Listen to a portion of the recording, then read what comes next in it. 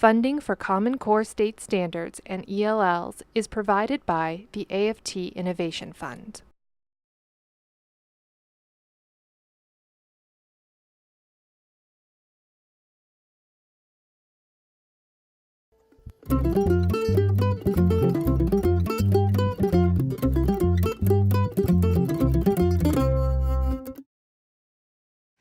This particular project interested me because it involved working with teachers to actually develop lessons in a way that might influence national discourse, to come up with methods and materials that other people around the country could use.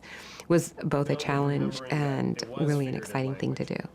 These kind of are a little bit deeper questions when you're talking about figurative language. Absolutely. I mean, if that's what your standard is, but I think that does need to be explicit in the notes. Yeah, I agree with you that you guys have made some really important points about asking these questions, doing a check for kids' understanding, and tying it back into the standard, which isn't done here, even on that third read. We met prior to today, and some of the suggestions that are coming up, we addressed them. And one was being more specific with the standards. We went back to our standard, our original standard. We talked about including a chart that would almost be like a line item chart.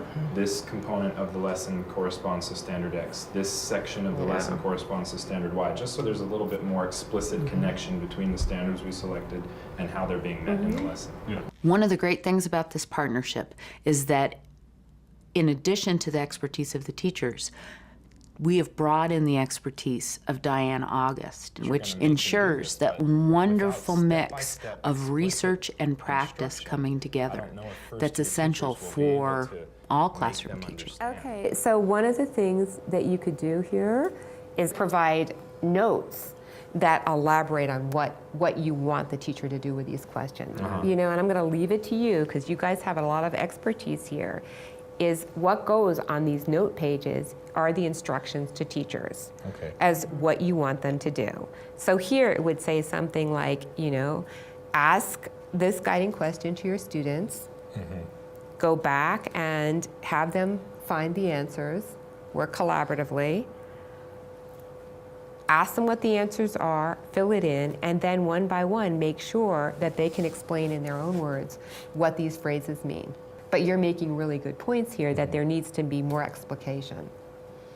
And I think that the questions that you're including in the notes may be the more meaningful questions than necessarily what was the phrase, what was the word, fill in the blank. Right, which is actually a really good point that you're making. My advice for teachers who are looking at the Common Core standards for the first time is to remember that this is an opportunity.